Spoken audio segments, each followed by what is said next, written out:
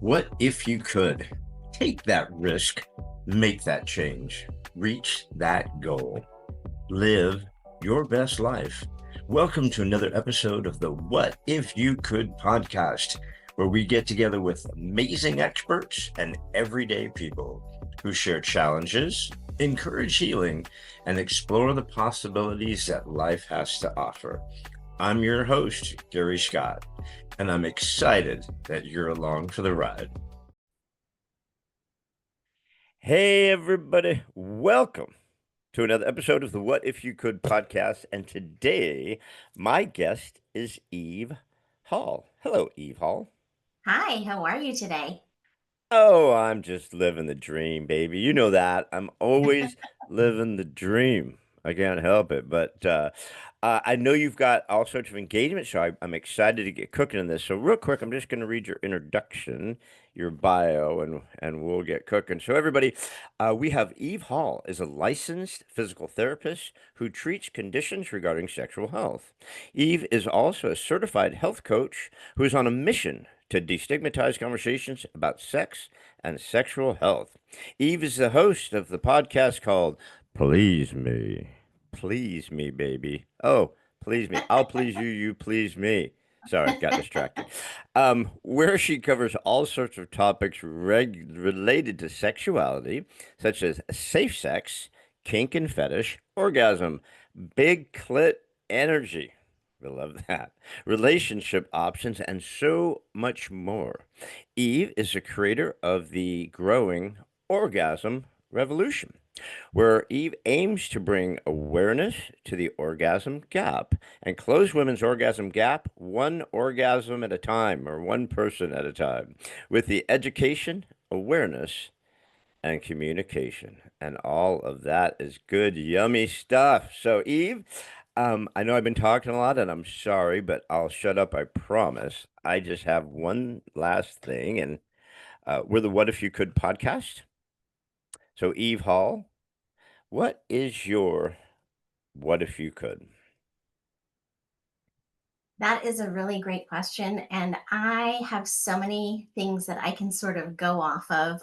But one thing popped in my mind when you asked me this earlier, and I'm going to say, what if I could come back as a dominatrix?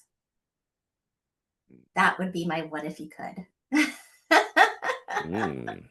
Why do you need to come back to do that? That's true. I could do it in this lifetime for sure. And the reason why I said that was that about a week and a half ago, I spent about 5 days at a conference called DomCon. And it is a conference where professional dominatrixes come together and teach their craft. And it was like coming home all over again. However, I'm completely new to the scene. I dabble in kink, and I often say that we can all learn from the kink community because they do communication so well. And it's often something that I talk about on my show, Please Me podcast. Because if you're not letting people know what your needs and your desires are, you're not going to be able to close that orgasm gap for yourself. So I'm all for empowering ourselves. And that was one thing that I really wanted to do for myself, is to go to this conference to learn from all of these amazing women.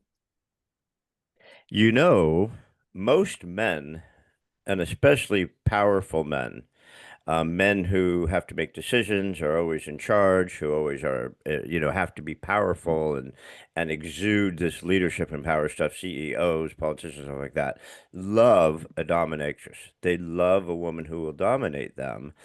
In the same way, a lot of women just want to submit and just like, oh, I've done the dishes, I took care of the kids, I have to run the household, I have to do this.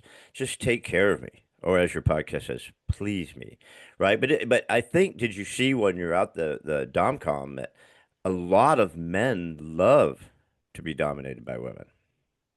Yes, 100%. And you're absolutely right. Oftentimes they are in positions of power, and to relinquish that power and to give it to somebody else that you trust and allow them to do the things to you that you want them to do, depending on what you decide your kink is, right? Is just a beautiful expression of, trying to um, get your needs met in a whole different way. And I think that oftentimes sex workers fulfill this role in our society because people are afraid to have communication and talk to their partners, talk to their husbands, wives, etc., or boyfriends, girlfriends, or whatever that may be, about what their true desires are. And so oftentimes sex workers are used in order to fulfill those needs and desires and fantasies. And I think that we really have the opportunity to, if we learn how to communicate properly, to really fulfill those fantasies within the relationships we're in. Comes down to trust. Comes down to trust. I mean, a guy Mhm. says, "Hey, man, I want you to blindfold me, tie me down to the bed, and do whatever you want with me because I just want to relinquish everything," right? And it's very difficult for a man to say that. And the other side of it, it's difficult for his spouse or partner, wife, woman, whatever they're with, to know what to do. What boundaries? I mean, there's a lot behind the trust of relinquishing that sort of power to someone. Yes, trust is so, so important. And it's something that develops over time. So, initially in an early relationship, that trust is not going to be there. But as you get to know the person, as you get to have more conversations with the person and tell them what your boundaries are and see that they respect those boundaries, then the trust can build. And so, same thing in a dominatrix or dom sub relationship. If you are expressing your needs and wants, and the Dom is able to meet those boundaries, push you to your limits, but not cross the line. And you will build trust in that person. And then maybe eventually you can explore other things that might be a no right now, might become a yes later on down the road. Yeah, I mean, one person might want to be blindfolded and tickled, and the other one might want to be tied up and whipped with with a cat of nine tails, and everything in between. I think most people believe that, oh, men are naturally dominant and women are naturally submissive, but that's not necessarily true, is it? No, it's not. And I think that both men and women have both aspects of those things inside of them. And we can really explore on both sides of that continuum. And so that's, some people consider themselves a switch, which I do because I do like to submit. I like to be taken care of. I like to be pampered, and I like my pleasure needs to be met. And I also like to be in control. I like to dominate as well. And I like to be the one in charge of creating something beautiful for somebody else that they can take away from that space and have a memory of. I'm a total switch. I mean, I'm dominant by nature. I'm an Aries, so I'm dominant by nature.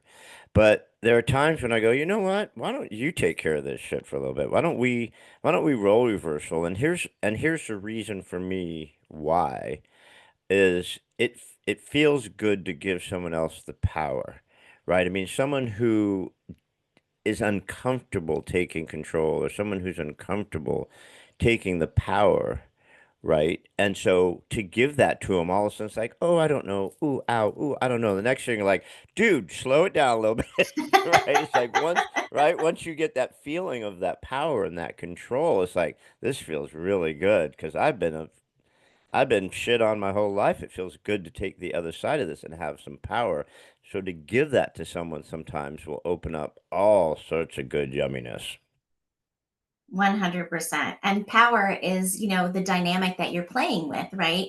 And what's interesting is that if you feel like you've been a victim or you have been a victim of some sort of abuse, sexual abuse or rape or something like that, and then you play with the power dynamics and you take control, it can actually be very healing, which I find super fascinating. But absolutely true. So there's many avenues to healing, and I think that kink is definitely one of them. Yeah, I mean that's kind of your story, right? I mean your story was you did have issues, abuse issues early in life, and then you went ahead and got married. I have no idea what happened during that period of time, but then when you separated, you kind of said, "I'm unleashing all Eve Hall hell. I'm gonna go and do the doo-doo that I do." And this is kind of how you found yourself where you are, right? I mean, you want to share a little bit of that? Yeah, that's very true. Yeah, my story is that I was sexually abused from the time I was 5 to the time that I was 11 by 5 people, and all people that I knew. And having had that experience, I went through lots of healing phases in my life. And what's super interesting is that after I got divorced from a sexless marriage, um, I, like you said, unleashed the Eve Hall that was hiding inside of me, and wanted to explore. And I released the shame that was surrounding, sexuality in my life and my body image. And I released all of that shame and was able to come to a place where I felt like I was on a path to sexual liberation. And I feel like I'm still marching down that path, and learning more and more things about myself because the curiosity is there. And that's one of the things that I try to tell people is that if you have curiosity around exploring in the bedroom, you can really make your sex life as amazing as possible. It can be explosive. You know, Eve, you just unleashed so many different thoughts there, right? Because childhood just fucks up our sex so much. Marriages, sexless marriages. I mean, I really want to get into that because that's a big deal. And then the leaving and then finding this sensuality, this sexuality, this beast within from a sexless marriage is just so interesting, right? But to touch on childhood, I mean, I had the weirdest. I'm a twisted sex person. I guess I could say that on a podcast. Who cares? Um, when I was Well, you've when I already was confessed that you were a switch. So right, I know it's probably going to get worse before it gets better here. I love it. I love But it. that's why we're here. We're on the Please Me podcast or wherever we are. Um, but I grew up with my grandfather had a very successful screening room on Sunset Strip in LA, and my uncle had a screening room also, and my grandfather's was like old school. Howard Hughes lived in it. I mean, just a trippy, great history about my grandfather's. But my uncle was more of a traditional, just he'd film anybody, and in a screening room, basically, you make a movie. Eve Hall makes a movie and she wants someone to buy it, right? So that they now will promote it and put it out in theaters and stuff. So you have to screen it somewhere so people come and watch it, whether they want to be the person who buys it. Well, from the time I was 8 till I was like 12, when I was working at my uncle's screening room, 90% of the stuff that he screened was porn Oh, because wow. they made 10 porn movies for every one movie because that was the day back in the day you had to go to a theater, right? You had to go to a porn theater. It's not like today. That was even before VHS, right? So here I am working and watching all these movies from the time I'm 8 till I'm 12, watching hardcore porn, going, he put that where? Wait, what? I'm looking down and going, so I had a very warped idea of what sex was until today, until literally this minute. So when you're dealing with people, because you're a sex therapist and a sex healer and educator, stuff like that, I mean, how much do people's childhoods really fuck up their sex lives? A lot. A lot, depending on their childhood, and unfortunately, we're taught to be shameful about our bodies. We're taught to be ashamed of sex itself. And so that also societally and religiously, whatever religion you belong to, Even sometimes your friends, will shame you. That really messes with you as well. So yes, your experiences can really mess up your idea of sex, but so can all of the systems that we live in. And so being really conscious of that and then trying to erase that shame is so important in order for you to really hone in on your personal, um, you know, I would say, path to that sexual liberation that I hope that everybody listening is interested in hopping on. You know, sexless marriages. Sexless marriages. So bizarre. Sexless marriages. Because you meet someone, you're obviously compatible, you get along. Maybe the sex was hot in the beginning, or maybe you didn't have sex for whatever reasons early, thinking you'd grow into it. When I married my first wife, who passed from cancer, but when I married my first wife, she was 18 and I was 20, and she was a virgin. And she said, I don't want to have sex till marriage." I'm like, "Well, can we get married this afternoon?" But we had a 2-year engagement, and so we lived together. So for 2 years, we didn't have sex, and we did other things, to kind of make pleasure each other. But so on our honeymoon, like it's the big thing, right? It's like, okay, we got to do this, right? It took like 3 days for us to consummate that because we're both like, Wow, "Dude, I don't even know what to do anymore, and you're new, and I want this to be good, right? It's your first time and all this." that's pressure.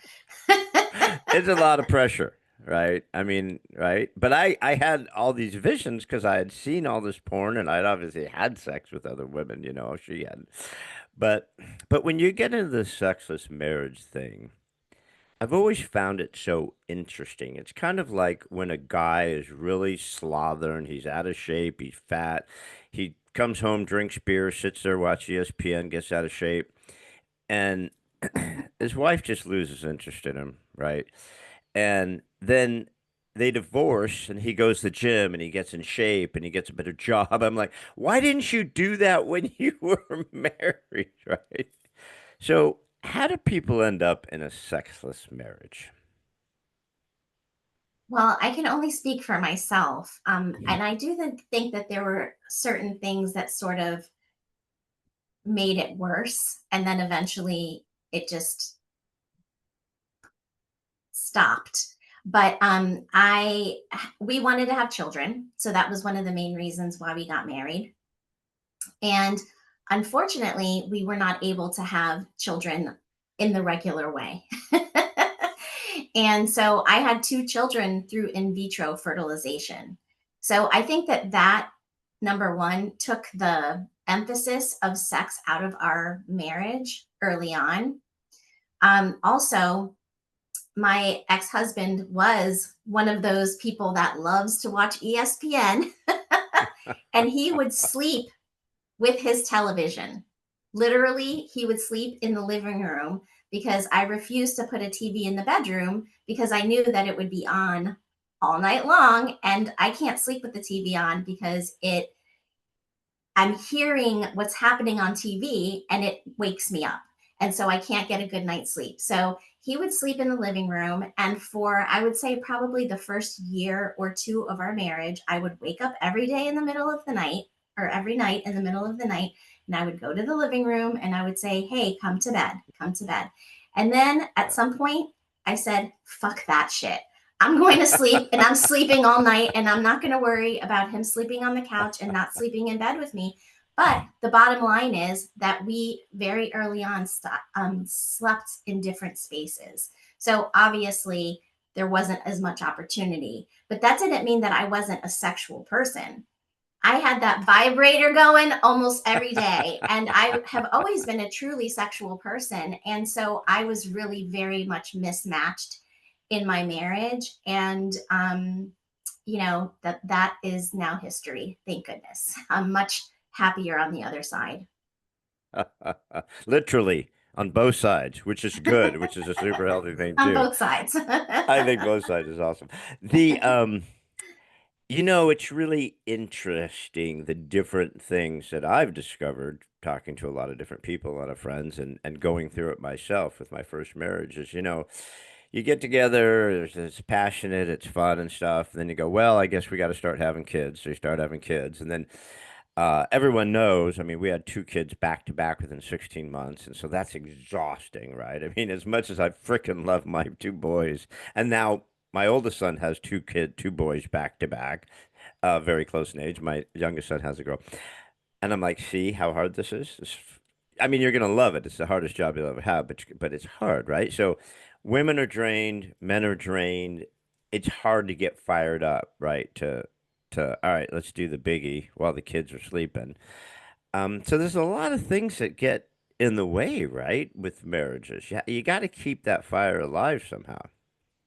It's really, really important. And one of the things that I've talked to several guests about on my show is scheduling sex. And a lot of times people think, oh, well, it's supposed to be spontaneous. And, that's what it's like in the movies. And, you go and the person throws you up against the wall and it's like all this like amazing passion. And that is just not the reality when you are in a relationship for a long time, if you're long term or you're married and you have children and you have 20 million responsibilities. So you have to really make the time for having intimate time together. And if you don't, it will eventually dwindle to nothing. So it's super important to make that time. And I think scheduling that time is a great idea because it's something that you both will then look forward to. Yeah. I love the idea of scheduling, and I also love toys. I love Theoretically, toys I too. don't have Yes. lots and lots of sex toys. Theoretically, I don't want to get myself in too much, or my wife is going to kill me for this one. But I'm a huge believer in adult, what do they call them? Adult Sex toys. novelties. That's what it is. I'm a huge believer in adult novelties because I believe that. Maybe one person's not in the mood. It's like, well, let me help you out. Let me help a sister out. Let's whip out Bertha and see what's going on. Uh, or vice versa. The gal's not into it, and let's get the suckathon, the sucky machine, and let's do that with the dude together. It's like there's no shame in saying, honey, I've had a long day. I'm beat. Woody's just not there, but let's get out Old Faithful and you hammer one out and I'll kiss you and love you and we'll do it together, right? I mean, I think adult novelties can have a real positive impact on marriages. You don't have to just hide that shoulder massager under the pillow. Bring them all out, right? Get them all out. Lay them all out and make a decision on what you're going to use that night. Absolutely. I think it's a great idea. I think that toys can definitely enhance your sex life, as particularly for women who need external clitoral stimulation in order to orgasm. 95% of women need external clitoral stimulation to get there, right? And so oftentimes, if you haven't learned how to use your hand to do that, you're going to be lacking in the bedroom. And so vibrators are really, really useful for that. And absolutely for men too. There's a lot of different toys that men can enjoy as well. And, BDSM or kink, that's a whole nother animal of toys that you can bring into the bedroom. And you mentioned, blindfolds, but there's handcuffs and there's, silk ties that you don't even have to go out and buy something. You can just go get all the ties that your husband never wears and have him blindfold you with them and tie you up and just love on you. So it's a beautiful thing to explore with different toys because it just brings more spice into the mix. Yeah. Theoretically, I love all of that, theoretically, not in real life. Especially the sensory stuff, blindfolds, uh, the, feathers, different things that change kind of the sensory. It's not always just going, okay, two kisses, three pumps and a shiver, and I'm going to roll over and go to sleep, right? It's like, dude, seriously? If you hear something humming next door, it's me, all right? Because two pumps and a shiver is just not going to get it done. And I think, when I was looking through your website and going through some of the stuff, I gave my wife the quiz, my new wife, about, all right, how many women fake it? And I told her, I said, if you fake it, just tell me. Why do we have to go through this game, right?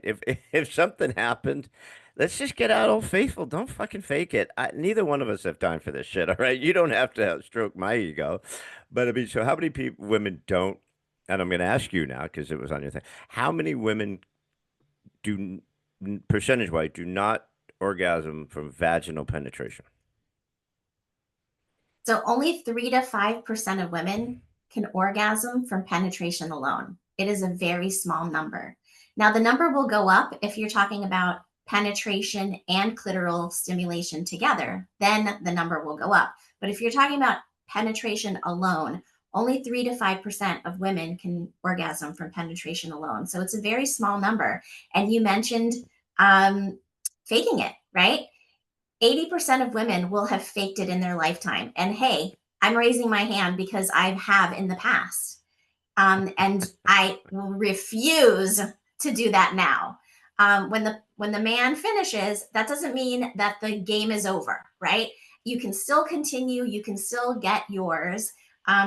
It's very, very difficult to have an orgasm at the same exact time, two partners having an orgasm at the same time. I think maybe it's happened twice in my life. So no matter what, one person is going to get there before the other person, and the person that doesn't get there first needs to continue to play the game so that everybody can get their needs Yeah. Okay. Question number two, met. doctor out there, for please me. Um, how long does it take a woman on average to have an orgasm? Well, it depends. If we're talking about masturbation, women and men, when they masturbate, can orgasm around the same amount of time. So it might take a man 2 to 4 minutes. It might take a woman 3 to 5 minutes. So it's really not a lot of time when we're talking about self pleasure. However, for women to get in the mood and be ready for penetration, okay, because during masturbation, oftentimes women are not using penetration, or they're using it in conjunction with external clitoral stimulation, maybe with a vibrator, or I don't know, there's so many different toys you can use. Yes. So did I answer your question, or was I in the middle of a train of thought and did I forget where I was? I was That's having an possible. orgasm. Well, I was having an orgasm while you were explaining all that. It only took me 2 minutes. Wow. Wow. Um, Oh, the when question when a was couple's together, yeah, when a right. couple's together, statistically, what's the Yes. time frame for a woman to have an orgasm? There you go. That was the rest of the question. So it takes women 20 to 25 minutes to warm up and get ready, because as the man gets his hard on, right, or his erection, a woman also has to get a quote unquote hard on, or get engorged. The clitoris, the vaginal tissue, the vulva all needs to get engorged with blood, just like the man has to get an erection. And oftentimes people jump ahead, and that's when people experience painful sex. So 20 to 25 minutes of warming up, of foreplay, of touching, of licking, of caressing. And I like to say that the entire body is an erogenous zone. You don't have to just focus on the genitals, because some people may have a really, get really turned on by, being kissed on their neck, or maybe the back of their knee, or their inner thigh. So exploring the entire body with your partner is so essential to knowing what makes them tick, what makes them turned on, and asking them, have you ever asked your partner, what are the 5 top things that turn you on? I mean, a lot of people don't have these kind of conversations. You mean a couple has to communicate about sex?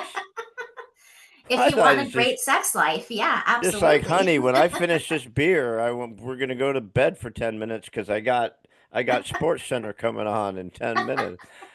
So a woman, statistically, is a good 25 to 30 to 40 minutes of warming up and being in the mood to orgasm. And if not, they just fake it and say, fuck this. I don't, I'm just as bored as you are.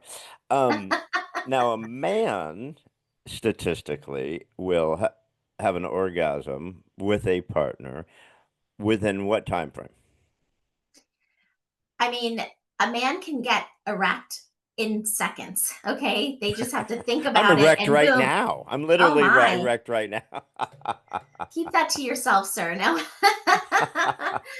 um, Men can, be ready for penetrative sex as soon as they're hard. So, for some men that have great blood flow and have a great imagination, or they're visual and they like what they see, they can really get erect very quickly. Women need more time because the vagina needs to elongate. And it's a really interesting um, phenomenon where it's called tenting, where the vagina actually elongates to be ready for penetrative sex. So if you are penetrating too early, it may be really painful. But if you prepare the area, you can really experience maybe deeper penetration than you would early on.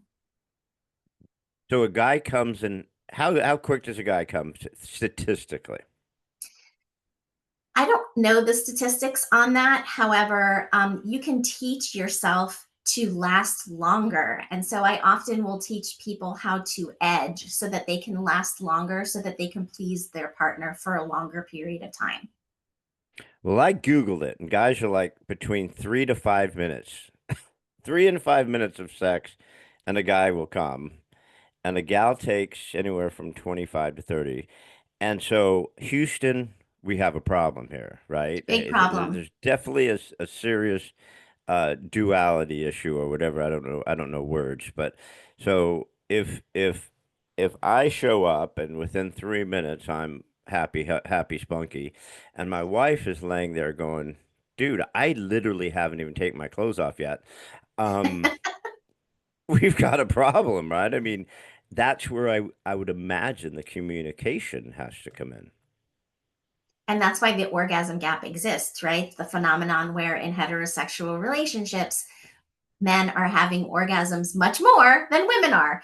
And so I love to talk about the orgasm gap. And I think it's really important to know the statistics, but also to know that you can teach yourself to pleasure your partner and to last longer. So, maybe don't start with the penetration if you know that you're only a, 5 minute guy, really do a lot more, pre warming up and foreplay, because you're never gonna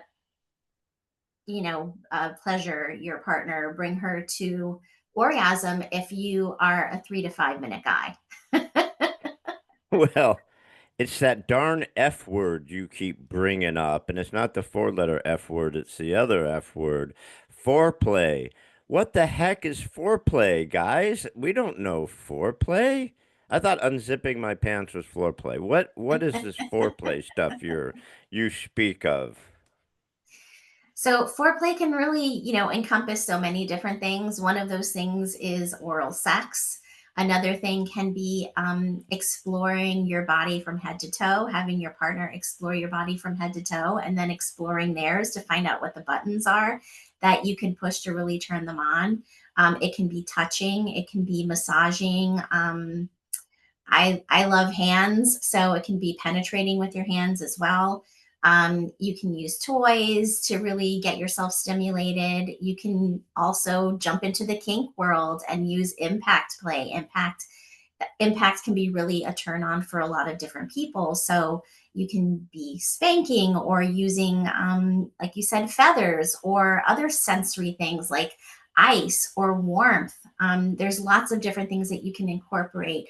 Music is also something that can really set the mood. Lighting, there's just so many things that you can do to incorporate your senses and your sense of smell and taste, that can really enhance the pleasurable experience. I agree. I concur, my specialist. Um, I reluctantly shared my porn history with the world. Holy crap. But yes, I was exposed to porn very early in my life. It's different now than it used to be in a lot of ways. Um, Pain can be very, very harmful to a relationship, to a marriage, especially when the guy starts drifting off and he'd rather just hammer one out to some phony porn than communicate his needs with his wife and bond with his wife. Maybe she's into the stuff he's watching and he's never even asked, you know. But can porn also be helpful to a relationship? I think it can be, but communication is essential. I had the porn nerds on my show. They were a couple of really fun Wait, ladies. what was he? The porn nerds. They're The two ladies that porn. have a show called The Porn Nerds, and they talk about how porn can actually enhance your relationship. And I think that our conversation was amazing. They talked about using porn to give your partner ideas. If maybe something is too embarrassing for you to talk about, you can show them a clip and say, "Hey, what do you think about this? This seems really hot, or this is spicy to me. This seems like something I'd like to try. Is this something that you would like to try as well?" You can use it to open up conversations about sex, maybe in a way that you weren't able to express just with words. So I think porn can actually be really useful. There's also, unfortunately, a lot of what you see in porn is male pleasure centered, but there is more female centered pleasure porn out there now. Unfortunately, you have to pay for a lot of it. What? The cheap, the free stuff is usually male centered. But you can explore with your partner and watch it together. That can be a turn on. Or you can, like I said, use it to give ideas to your partner about the things that you might be interested in. So I think it can be beneficial. It doesn't have to harm a relationship.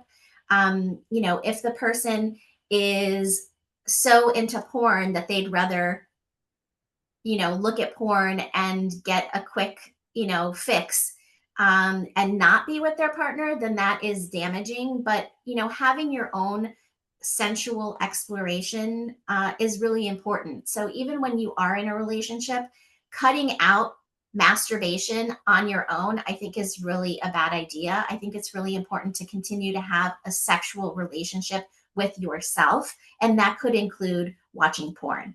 And I'll admit it. I like to watch porn. There's certain things that I like to watch that turn me on and help me to masturbate. So I think it can be beneficial to continue that practice as long as it's not harming the other person, or you're not obsessed with it where all you can do is watch it and you're not able to function in society. Then it would be a problem.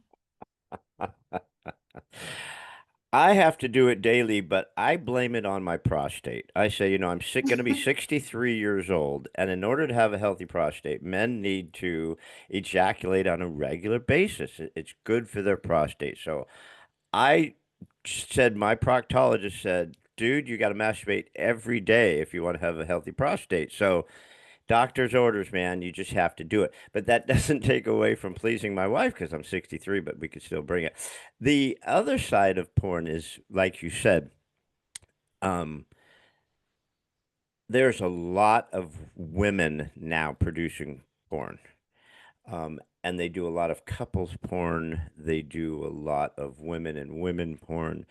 But it's a different kind of pornography. Not always. I mean, because chicks will beat the shit out of you too, and throw a strap on, and we'll just play like rock stars. But it does have a different tone to it, a different feel to it, which is a lot healthier than dudes just watching, midget donkey porn all day and just expecting that to happen in the bedroom. My wife hates when I bring a midget and a donkey into the bedroom. It's just the donkey's dirty. He just shits everywhere. Um, so I do get that. So let's switch a little bit. There's so many things that I love about you and your podcast and your website and stuff. So three things I want to touch on is besides the Please Me podcast, we'll get to real quick. Um, Big Clit Energy. I'm gonna buy that shirt from your website, Big Clit Energy. Orgasm Revolution, and Orgasm Gap. And it's shocking to me how many women, although they live it, don't know about the orgasm gap. I don't think it just relates in their head, right?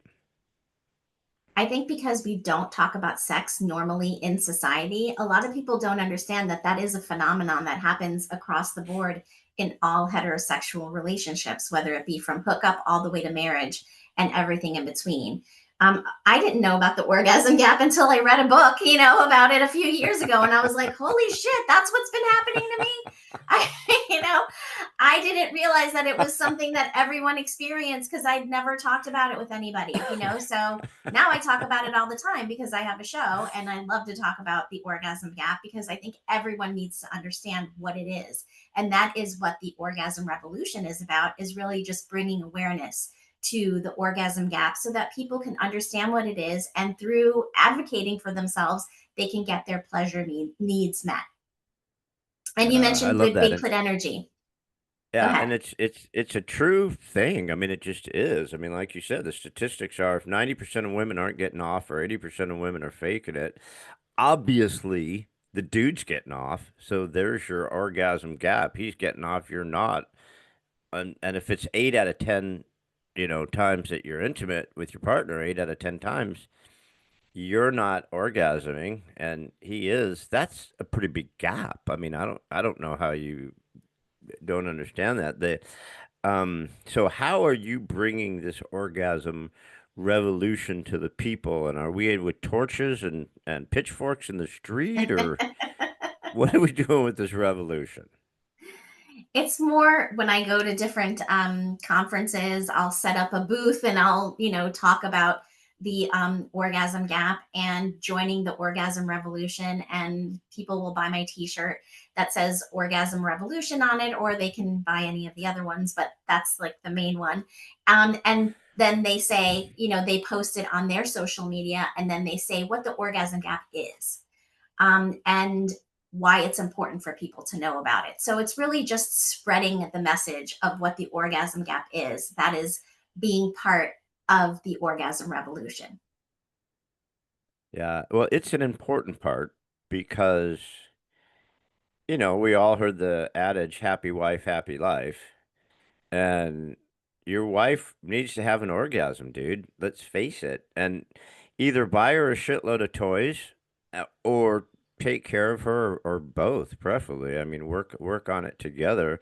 So I love that you're working on the orgasm revolution, and I strongly believe in the orgasm gap. But tell me about, you hear about dudes, a big dude, and he's got big dick energy, right? He's got swinging dick energy. So, what's the big clit energy? So, big dick energy is basically a man's confidence in his sexuality. It doesn't necessarily mean that they have a big dick. It just Definitely. means, yes, it just Usually means, they don't. right. So, what is So, the big clit energy? so so when I was on my show trying to figure out what the female equivalent of big dick energy was, I found nothing. I found some articles. I found some articles saying, that women can also have big dick energy, and they cited some people like Beyonce and Rihanna who are very confident and they exude their femininity, but they are still very powerful, etc. And I thought, well, that's all well and good for them, but I don't want to have big dick energy. I want to have a woman's version of big dick energy. And so I coined the term and trademarked big clit energy, which is the confidence that a woman has in her sexuality. And really, when you hone that confidence, when you work on that aspect of your life, it really does translate to all areas of your life.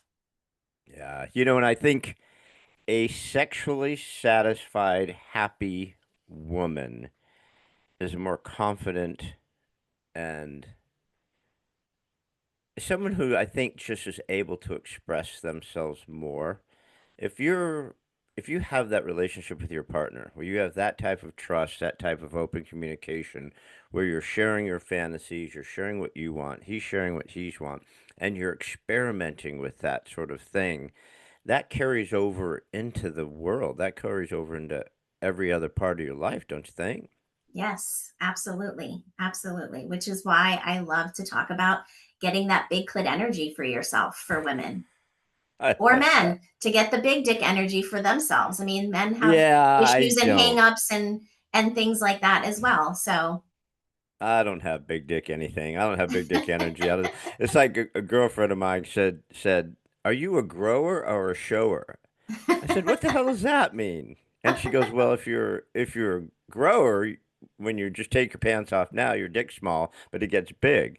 If you're a shower, you take your pants off now, your dick's big, but it doesn't get any bigger." I'm like, I'm not either one. I got nothing. I'm not either one. It's always there. That's why I love toys.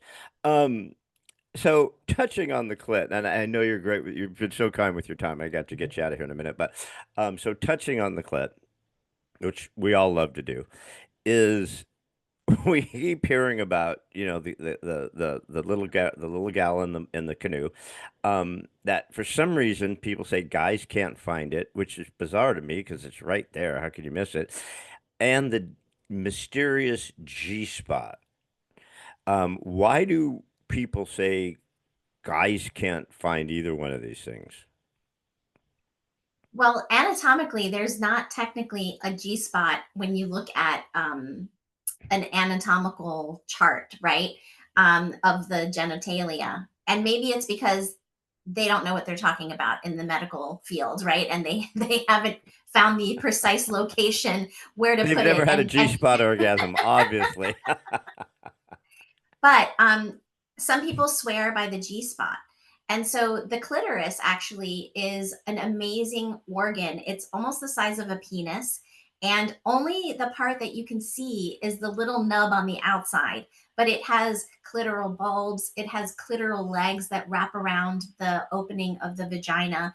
And so the clitoris is actually a much larger organ that you can stimulate. You don't only have to stimulate that one little nub that you see on the outside of the body. You can stimulate other parts of it as well. There, it runs underneath the labia, which are the lips of the vaginal, or not the vagina, but the vulva. And it also is internally in the vagina as well. So you can stimulate it internally as well. And then on the anterior surface of the vaginal canal, a little bit deeper, is what people consider the G spot.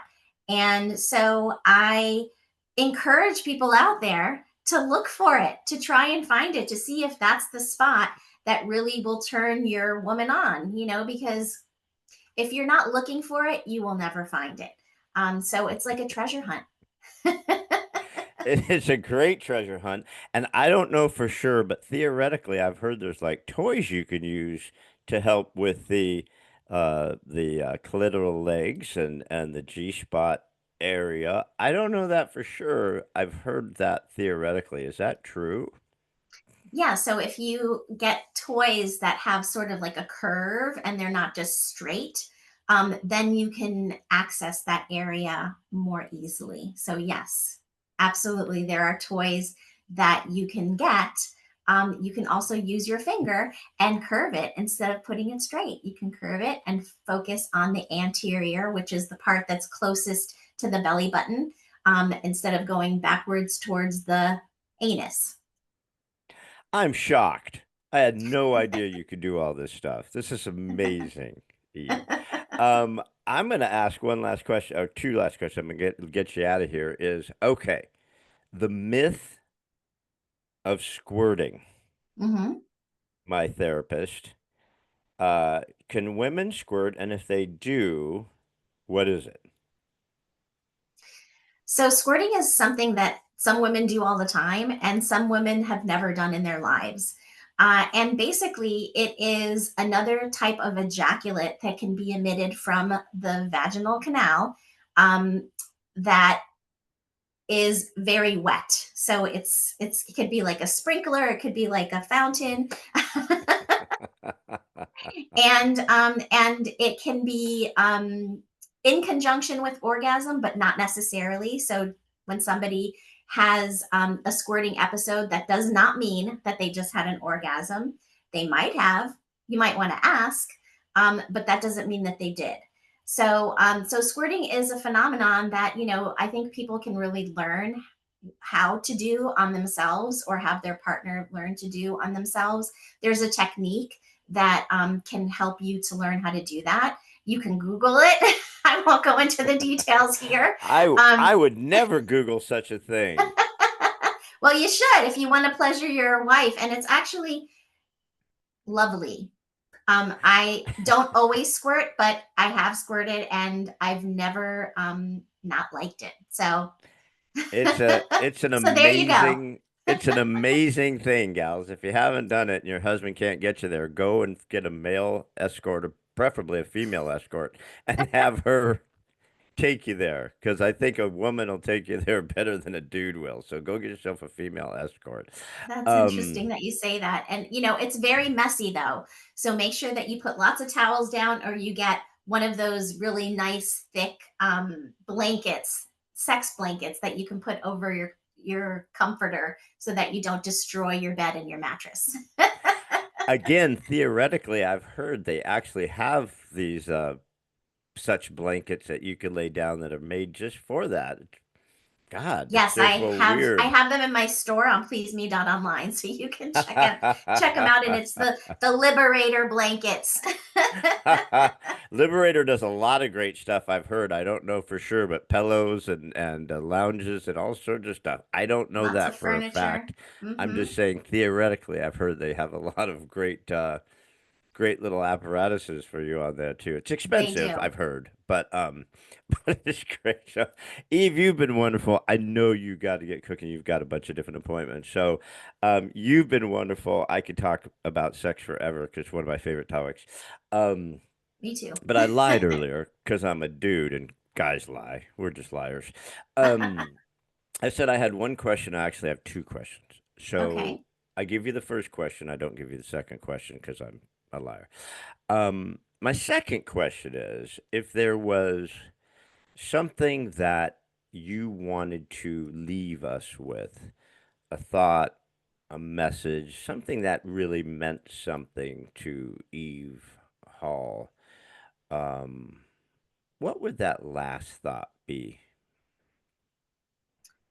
I would say that there's absolutely no shame in having any kind of sexual health condition, whether that be a sexually transmitted infection, or it be something like erectile dysfunction, or the female equivalent, which is decreased vaginal sensitivity and dryness. There are many different sexual health conditions like premature ejaculation. You mentioned, quick orgasms in men, right? Well, if you orgasm in less than 2 minutes, you have premature ejaculation, or fractured penis, or incontinence, which is a very unsexy sexual health condition, but it affects many people and many women. So if you do have a sexual health condition, reach out to somebody that can help you. And I am one of those people. So you can certainly reach out to me. But if not me, someone in your area that can help you to get those sexual dysfunctions under control so that you can really enjoy your sex life, because it is really one of the biggest joys in life. 100%, my dear. I'm Adam. You are Eve. This has been a very wonderful chat. I could talk to you forever. So, guys, um, you're so right on that, Eve. I mean, it's like sex. We're humans. We're just animals with a very small brain. Um, and being with other people or being by yourself, pleasuring yourself, pleasuring a partner is very healthy, and there's no shame to it. If you have shame around it, like you said, find someone you could talk to. But more importantly, talk to your spouse, talk to your partner, talk to your lover, whomever you're with, talk to your right hand, your left hand, and share with what you really want. We only go around once. Why hide it? Don't go cheat to get it. Uh, Talk to your partner. That's who you're with. you should be sharing that with them. And so grateful that you came on to enlighten us with all this stuff. But before we go, one last thing is, where can we find more of Eve Hall? Where can we go and see all your great stuff? Well, my show is everywhere that you can find podcasts. If you want to go and reach out to me, or you want to check out my sex toy store, or any of the webinars that I've done in the past, or any of the educational things that I have on my website, you can go to pleaseme.online. And there, you, in the contact section, you can send me a message. It goes directly to my email, and I respond to all of those. Or you can also look at all of my social media links, and you can follow me there. Awesome. So go to Please Me. It's a great website. You do have to say you are 18 or over, which I lied. I did say I was 18 or over. There's great stuff there. There's some fun toys there. There's some great shirts and stuff there. There's some different stuff there. There's a lot of great information. The podcast is great. Your Facebook is great. So yeah, I love it. Eve Hall, the Please Me podcast. Uh, what a fun time. Wish we had more, but thank you so much for being here. It's been a pleasure. Pleasure's your business. All right, guys. Thank you so much. Please look for Eve Hall and the Please Me website and podcast. See you guys. Talk to you later. Bye. Thanks again for joining us on another episode of What If You Could podcast. Please subscribe, like, share, and give us any feedback. We'd love to hear it. And remember, if you can dream it, you can do it. See you next time.